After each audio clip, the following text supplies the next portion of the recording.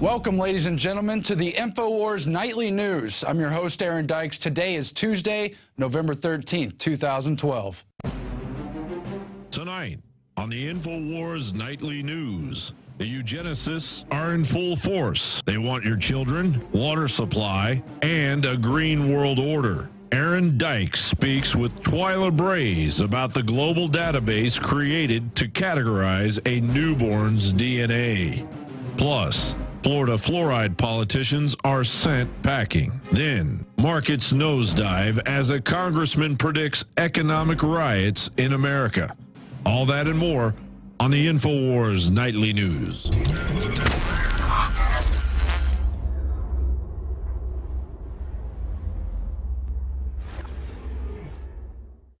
Tonight in the news, stocks tumble as Congressman predicts economic riots in America. Kurt Nemo has the article. Stocks tumbled again today on fears of the rapidly approaching fiscal cliff in the United States and a failure by Eurozone finance ministers and the IMF to decide how Greece will resolve its sovereign debt payoff.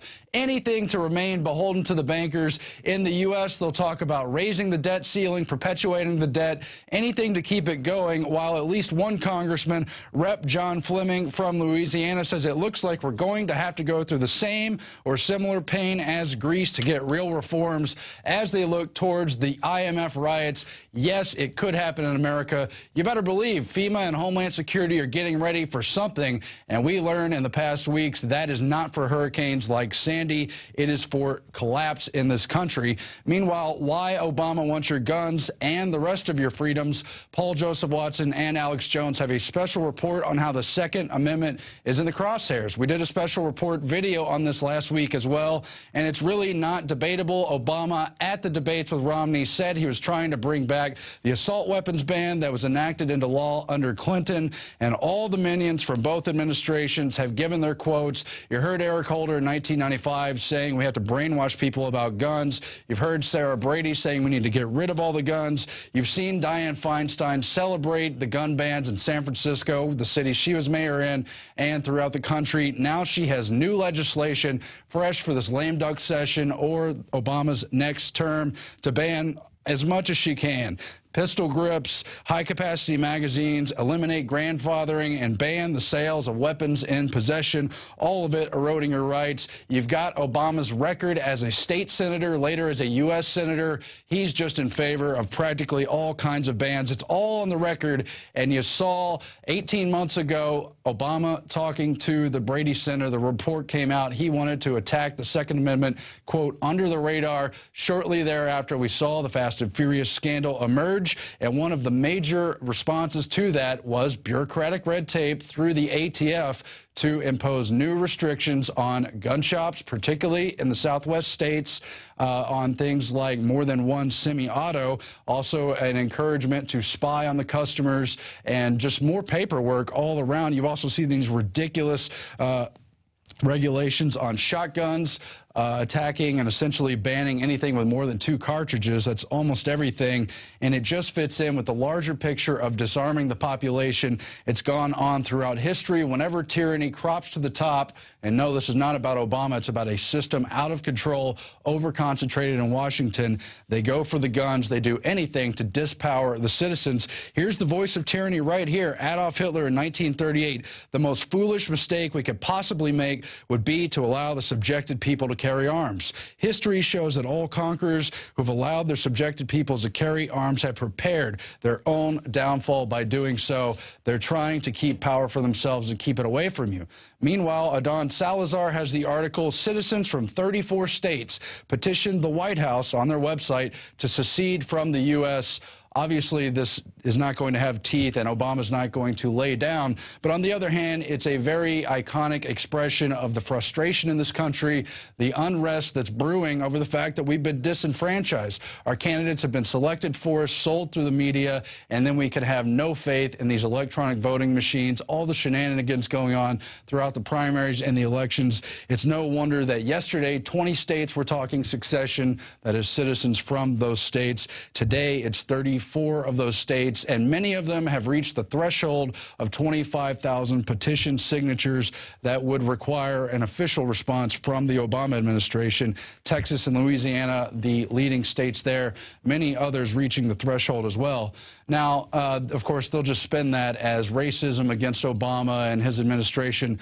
Folks, Obama doesn't represent ordinary black people any more than George W. Bush and Mitt Romney represent ordinary white people. They are elites in service of the banks, in service of the global agenda that's empowering entities like the United Nations, the World Bank, the IMF to take you over and control you through the collectivist system. And that's why I want to shed light on black genocide, on the real eugenics, the real racism, because we came across clips throughout this campaign of black people speaking out against their own interest. And this is not just about race. This is about people buying into their own enslavement, buying into their own destruction. Just take a look at this. Shock Obama supporter says abort, quote, ugly-ass, nappy-headed kids. And again, this is an African-American woman who is in favor of the fact that 52% of blacks were never born, that there's this unspoken genocide going on. This film right here, we carry at Infowars.com, is a powerful weapon. It's going to wake you up if you don't know about this. It's MAFA 21. It focuses on the black community. It's got experts, including Pastor Clenard Childress, from within the black community, exposing how at the end of slavery, the system changed to focus eugenics on the targeted populations it didn't want to see grow, that it wanted to make sure it controlled. And you see this through the whole ward of the state mentality as well, and how between the periods between slavery and the legalization of abortion, they were just trying to do anything they can to get birth control into the black communities. Margaret Sanger, who founded Planned Parenthood, created the, quote, Negro Project to recruit black pastors to convince their flocks to accept this birth control, to later accept abortion, you name it. And it's just disgusting. Let's roll some of these clips right now. Eugenics organizations began calling for the U.S. government to add birth control chemicals to the nation's food and water supply. It was even suggested that this strategy could be specifically targeted at urban neighborhoods. This idea was widely embraced in the eugenics movement and taken seriously enough by the government to be discussed at a 1969 meeting at the United Nations. Under the plan being considered, a couple could apply to the government for permission to have a child, and if approved, they would be given an antidote to the population control chemicals they had ingested in their food and water. Interestingly, the idea that government should have some sort of licensing agreement to regulate who would and would not be allowed to give birth was not a new one. In 1934, Planned Parenthood founder Margaret Sanger had proposed that the U.S. government implement a system in which women would not have the legal right to have a child without a permit from the government, and that these permits would only be good for one baby. And that's just a small clip from a very powerful film. Of course, I want you to pay attention to the fact that they were talking about putting birth control supplies in the water supply. Do you really think that just affects one particular ethnic group? That's going to trickle down to everyone. We're going to get back to that. But first, I want you to look at some of the modern-day people buying into their own enslavement, their own hate, celebrating the abortion of the black community. Can we please roll that? Country all the way up, but you expect Barack Obama to fix it in 4 years. It don't work like that, mother. It don't work like that. Then you want to get rid of, you want to make abortion legal. That don't make sense, mother. What we gonna have all these little ugly ass nappy-headed kids running around here hungry for? That don't even sound attractive. Why would you get rid of? Come on, Mitt Romney, you need your ass wet. Look, I've known a lot of black people. I grew up next door to a black family. I had a lot of black friends in school, a lot of other acquaintances that weren't my friend. Some bad people who are black, but different people all around. Everyone's unique, including in any ethnic group. We're all people. We can all flourish under individual freedom, under the enshrinement of the Bill of Rights. We want to try to bring everyone up to that freedom, not reduce all of society to a dependent class by a centralized government. What if the real racism is these cramped urban centers they're fitting everyone into? Yesterday, it happened to minorities in these tightly compacted cities, that horrible dependency you see in big inner city situations. Tomorrow, it's going to be Agenda 21 trying to cram everyone, including the yuppies, into those centers. What if the real racism is turning your back on the right to freedom of speech, the right to bear arms? Most of the excuse me, some of the first gun control laws in the U.S. were aimed at blacks who had been freed after slavery.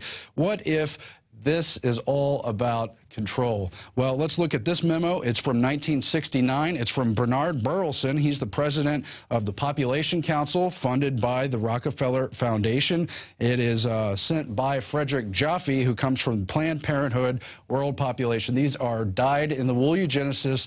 Both received Margaret Sanger Awards. And here's what they have in 1969: proposed measures to reduce U.S. fertility. And it shows in this document that I know we have a graphic of, I hope we could show that, how they wanted to encourage homosexuality, how they talked about fertility controls in the water supply, just like you saw in that documentary. But look at this. They wanted to discourage private home ownership. I thought it was a burden to the taxpayers, all these extra people, all this overpopulation.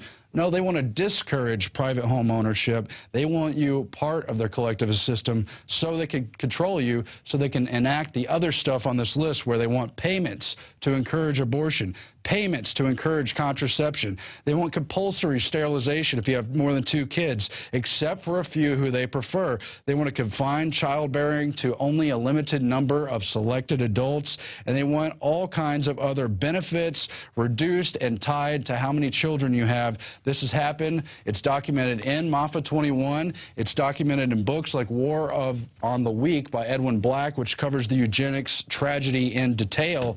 And this is just part of history. But look at this.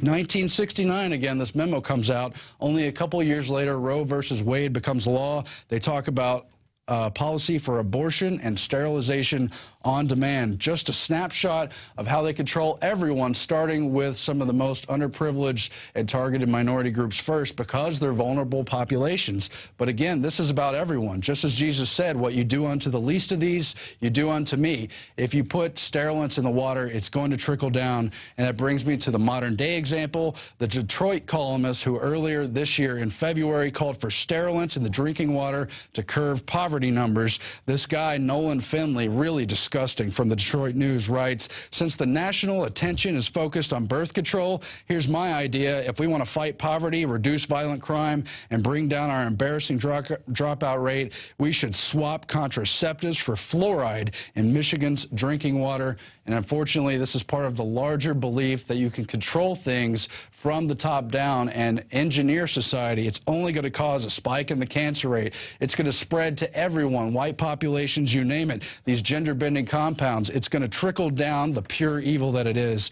And then you've got these bioethicists who we're getting to in just a minute. You've got the Oxford professor bioethicist who said, fluoride's not enough. We need to have cognitive enhancers in the water of all kinds. We need to add lithium next to control the population and other drugs down the line. You've got another bioethics professor from New York University arguing we should mass drug the population to make them more environmentally conscious. Meanwhile, we should start genetically engineering smaller babies so they reduce their carbon footprints. Does that sound like a society you want to live in? You've got, of course, the bioethicists who argued that newborn babies can be allowed to be killed, saying that both fetuses and newborns are not actual persons. They don't have the same moral status as regular human beings, and that killing a newborn up to age 3 should be allowed anywhere where abortion is allowed. And you see how they ratcheted that in over the years. It's not as if that was accepted some time ago in this particular society. You've also got the same Julian Salvesco bioethicist arguing that engineering ethical babies is a moral obligation, and they just want to use the emerging genetics, the new sciences, to create greater control, which brings me to the article I published today. The system announces it will use DNA stolen from babies. This is part of a larger controversy where for decades and decades they were secretly taking those blood samples when babies are born in hospitals and putting them in a database so they could compile the genetic info, study you, and lead to a paradigm where they could control your actual genetic makeup. And so now you've got bioethicists, after lawsuits were filed and they were forced to destroy much of the blood sample records and start informing parents that they were actually taking the blood. Now you've got these bioethicists arguing that parental rights and privacy concerns aren't good enough reasons not to collect this blood, not to study it. And they're saying that it needs to take a back seat to the genetic treasure trove that researchers have in collecting, without your permission, without your knowledge, without your consent, the blood of your newborn children and put into these databases. We're going to get into that in detail on the other side of this break with Twila Brase. She is from Minnesota and has fought this issue heavily. Only Minnesota and Texas have really owned up to this issue, and we'll get into that momentarily. But who are these bioethicists? They're nothing but neo-eugenicists. I've studied the issue in depth. It goes back to the people who brought us eugenics proper in the late 1800s. Charles Darwin, who wrote the theory of evolution, or who popularized it, his cousin Sir Francis Galton, and his bulldog T.H. Huxley, the grandfather of Aldous Huxley and of UNESCO founder Julian Huxley. And they believed, it's a trickle down from this elitist belief, that you can ethically, in a biological sense, you see, you could bioethically replace inferior beings with superior beings, and that is a morally righteous move. And it's just a little piece of what all of this eugenics is about. Speaking of substances in the water, the population has been waking up to fluoride. We've seen citizen movements across the country lobbying their local governments to take out this toxic sludge that comes from aluminum production, byproducts from nuclear waste production, which is incredibly damaging to thyroid, to IQ, to all kinds of systems in the body, to bone structures. And just last year, we had an activist, an Infowars listener, and a Tea Party activist named Tony Costa, who got fluoride removed in a huge victory in Pinellas County, Florida, with over 700,000 residents. He got them to vote 4-3 in favor of taking that fluoride out. Now, in this latest election, they have run out those politicians who voted to remove the fluoride, and they blame their losses specifically on the fluoride issue. 2 of the 4 were removed in this election in Pinellas County. The third, Norm Roche, said while he did favor removing the fluoride, he's seen the light. He'll not be talking that way again, and he's ready to endorse putting the fluoride back in as soon as possible, within about 2 weeks, they say, when they have their first session. And you've got the people replacing them just cheering on fluoride, cheering on any kind of population control. Paul Craig Roberts has an interesting article on the whole affair over General Petraeus and his sex scandal. He writes, while evil continues to envelop America, the public is focused on CIA Director General Petraeus' resignation. The FBI spied on him and found that he was having an affair with his biographer, a woman 20 years younger than his 60 years. What is it with Americans and sex? Why is an illicit affair the only reason for removing someone from political office? Why is it that political governments, presidents, vice presidents can violate U.S. statutory law, torture people, spy on Americans without necessary warrants, murder U.S. citizens without due process, confine U.S. citizens to dungeons for life without evidence or due process of law, start multi-trillion-dollar wars on the basis of completely contrived allegations, with no basis in fact, by the way, murder civilians in 7 countries, overthrow legitimate governments, and none of this is a good enough reason to remove any of those politicians from office. Only a sex scandal can do it. That brings us to our quote of the day. Every dictator is an enemy of freedom, an opponent of law. Words to think about from Demosthenes. We'll be back on the other side of this break again with more on that baby's blood scandal, how they're databasing DNA. Stay tuned. This is the Infowars Nightly News. We need your support in spreading this message so we can turn things around and save this country. We are back on the Infowars Nightly News, and we covered in the last segment how bioethicists are arguing for the right to steal newborns' blood for the global DNA database. And to further flesh out that issue, we're bringing up one of the experts on that issue. It is Twila Brase. She's head of the Citizens Council on Healthcare, CCH Health cchfreedom.org. She also has the website itsmydna.org. She's been exposing this issue for years, as there have been lawsuits in Minnesota, Texas, and other locales over the privacy rights, the parental rights, and the right to not have the state claim they own your DNA. You're also involved in so many other citizens' health issues. Thanks for joining us, Twila. I'm glad to be here. So we've got the latest journal paper here. We've got the latest journal paper here from these bioethicists, and they're really complaining about all these lawsuits, the movements by parents to say, no, you don't have a right to automatically take my child's blood without consent, by the way, and store it in a database, study it, research it, and do whatever kind of testing and screening you're going to do without proper disclosure, without the right process. They don't even have a legal statute, as I understand it. Can you tell us more about this? Yes, every state, every child, well, almost every child, about 98% of the 4.3 million children that are born every year are tested, and it's called newborn screening. It used to be called PKU, and it's when the hospital comes in and they prick the heel of the baby, and they take several drops of blood out of the heel and put them on a special filter paper. Now, what a lot of people don't understand is that that filter paper does not go to the hospital lab for testing. It goes directly to the state health department, and a lot of health departments have decided that this is very valuable information, the DNA of the child, and they are keeping those cards with the special filter paper for the purpose of genetic research and other research in the future. And a lot of parents don't have any idea, first of all, that the screening is even happening. Second of all, that it is actually a genetic testing process that the government is doing.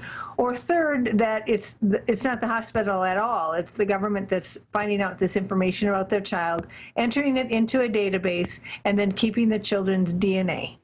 So that's the process that's going on across the country.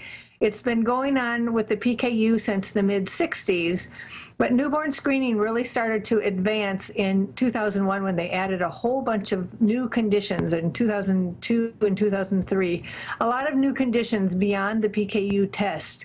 And eventually researchers really want to look at the possibility of doing a full genomic scan of every baby at birth, which means their entire genetic profile, part of a government record, as well as perhaps part of a medical record of that child, all without really the parents' knowledge. And in the future, of course, this child grows up to be an adult who doesn't and didn't know that their entire DNA has been opened up by the state government at birth.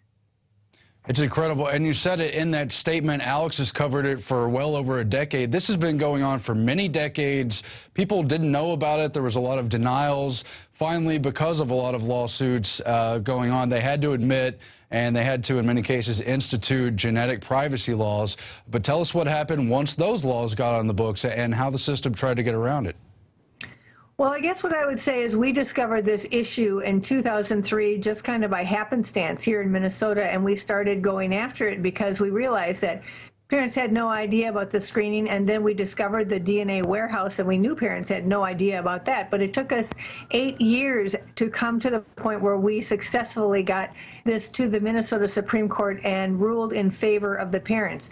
And previous to that, because of our work, Texas had also, actually a Texas reporter had discovered this on her own after listening to what was happening in Minnesota and did several articles, and several lawsuits have been filed down there. And 5.3 million of those special filter cards had to be destroyed in Texas. And the ones here in Minnesota are soon going to be destroyed as a result of winning the case a year ago. So, but now, what you have to understand is this is only 2 states out of 50. Several states, as a result of our efforts, have changed their laws to allow consent or what we call dissent. And the researchers really want it to be dissent, which means that they can use and share and store your child's DNA, the baby's DNA, unless or until the parents actually take action to stop them. They call that opt-out consent, but it's really not consent at all. Consent is what happens when the individual or the parent actually writes on the dotted line that the state can do something. But if they haven't written on the dotted line that the state can do something, the state can do nothing. That's what consent is. You can't do anything without the actual signature. Dissent, which is what the states want, it's what the researchers want. It is where they can do anything that they want unless you take action and write on the dotted line that they can't. And so that's really what's starting to happen around the country as the DNA of children is being looked at as valuable. And this latest report that came out from these bioethicists, really they look at the DNA and they call it a valuable resource. A treasure trove.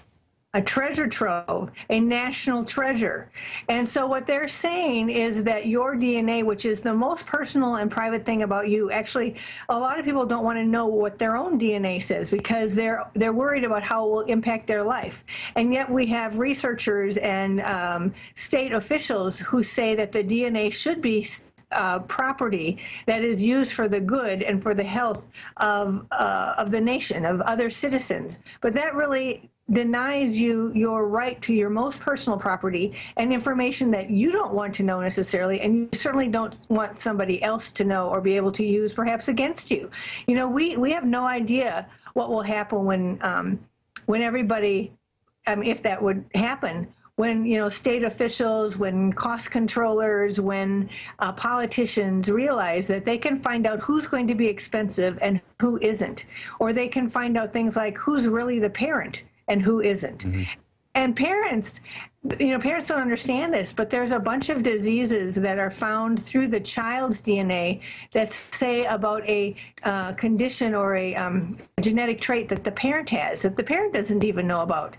And so there's a lot of things that happen in newborn screening and can be done with the blood that parents aren't thinking about.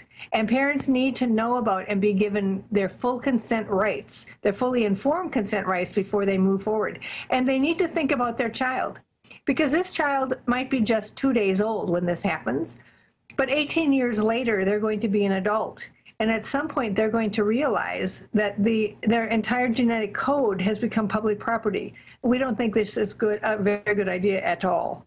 Well, just to reiterate what you've already said, this is a fundamental civil rights issue. These are our inherent rights as individuals. It's enshrined in the Constitution and the Bill of Rights, and yet they've taken this DNA material without ever telling us.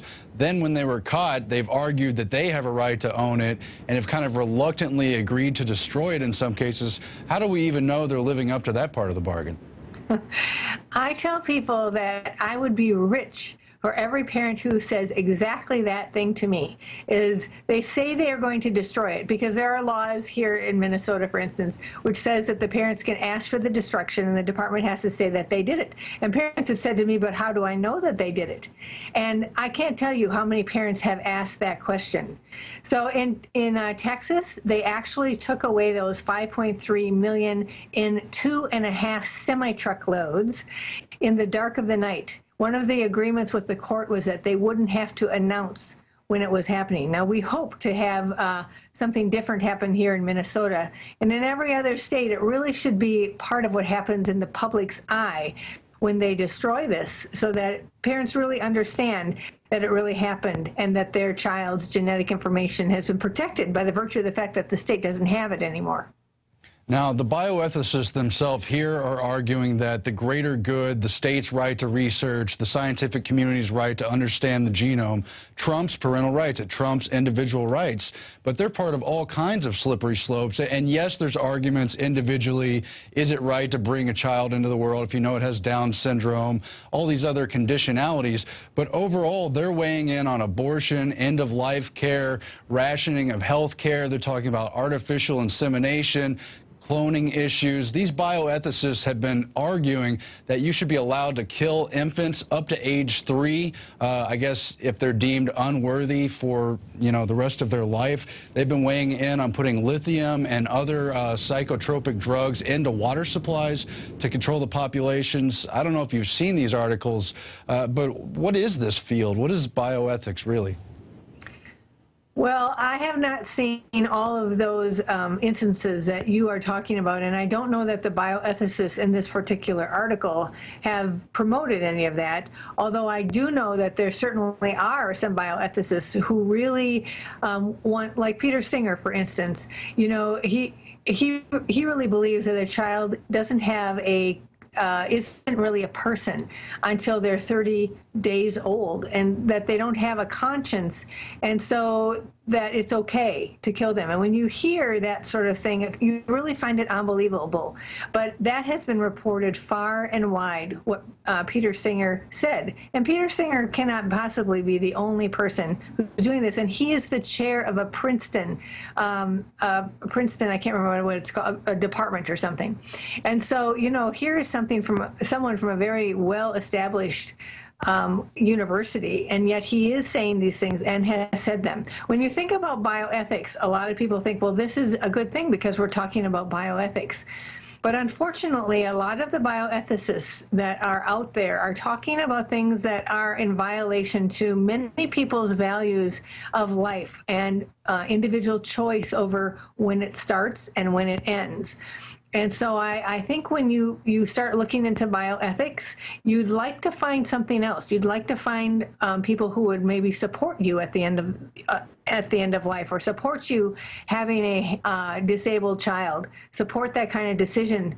But all too often we find bioethicists that actually don't. Now, there are those that do, but it's important to understand that bioethics is a little bit about what they think, what their ethics are. And it's all under the rubric of bioethics, but it's awfully amoebic. It's awfully, you know, it can be what they want it to be.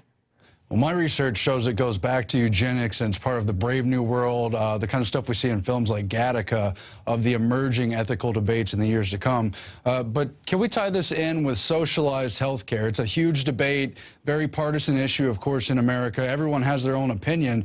But stuff like taking baby's blood without informed consent at birth, making decisions on who has the right to health care, where is this going? Is it going towards a totally collectivized system where the individual loses most of his rights? Are you talking about the DNA particularly, or just the healthcare reform in general? Just in general, yes. Okay, in general. Well, I think that when we look at healthcare reform, there are so many things in the law that are of deep concern to us, including the fact that health plans, if they don't consider that a doctor is giving quality medicine and they get to determine what that definition is, then that physician can be delisted, can find themselves not being able to access any patient. So that's, you know, and that is just probably like 8 or 10 lines of the bill. There are lots of sections in that bill where it gives the Secretary of Health and Human Services control over what kind of coverage we will have and what kind of care we will have. It requires doctors to report to the federal government about their quality, and it's according to the measures that the federal government determines. And quality often simply means compliance. Compliance with how the government wants the doctors to do medicine. So if we just wrap this into the baby DNA issue, what we see is the possibility that if your genes look like you're going to be a very expensive individual, either as a baby or as a child or an adolescent or an adult, it could be that there are things that are going to be available to you and other things that aren't. It could actually mean that there could be the possibility of pressure to do some kind of genetic manipulation in order to try and keep these things that your genes say might happen from happening. So, you know, when the government gets that much control over doctors, and they get that much control over what happens in the exam room and what happens at the bedside, which is what the federal law is going to do, then we look at everything that's taking place in healthcare, including the taking of DNA at birth, with concern, because the whole plan here is to contain costs. And this is not the way to contain costs. The way to contain costs is actually to give people their own money and have catastrophic coverage that's only for catastrophes. And this will bring prices down, and it will put the patient and doctor back in the driver's seat. But that's not where healthcare reform is going. Healthcare reform is taking the patient and the doctor out of the driver's seat and putting the government and a whole cast and crew of bureaucrats into control. Right. In closing, can you tell us about your website and how you're fighting these battles in the days to come? Of course, again, you've been involved in the baby DNA issue since 2003 when you discovered it. You were involved in these lawsuits. And clearly, this paper, to me, tells me the system is not happy with that. They're trying to take back that power. So tell us what people can do, how they can find your website, and how we can spread the word about this issue. Sure, and it just reminds me that there are 2 papers that came out within the last month that talk about the need for consent, not only for screening, but also for the storage and use of DNA. And they haven't got very much coverage compared to this particular paper that asks for the DNA to be available as a public resource. Now, regarding our website, it is www.cchfreedom.org. That's like Citizens Council for Health Freedom, which is what our organization's name is. So cchfreedom.org. And in particular, on the baby DNA issue, we have a special website, itsmydna.org. We also have a weekly publication called the E-News that talks about this issue, healthcare reform, Obama's exchanges, which are the federal takeover centers, which we're trying to stop in every state around the nation. And that's where you can get all the information I think that you will need, and certainly can contact us by phone at 651-646-8935. Twila Brase at cchfreedom.org and itsmydna.org. Thanks very much for joining us, and I hope people will check out your website. Thanks so much. All right. And that's all for the Infowars Nightly News. We'll be back again tomorrow, but I want to remind you, prisonplanet.tv, where you can support this broadcast, but also share the wealth of information and knowledge with your friends. You can share the passwords with up to 5 other people. You can also start your own account, fight the Infowar your way at planetinfowars.com. And, of course, our bold and bad new Infowars magazine coming to you monthly. You can get yearly subscriptions. You can buy it in bulk. Check it all out at Infowars.com. Thanks for watching, and good night.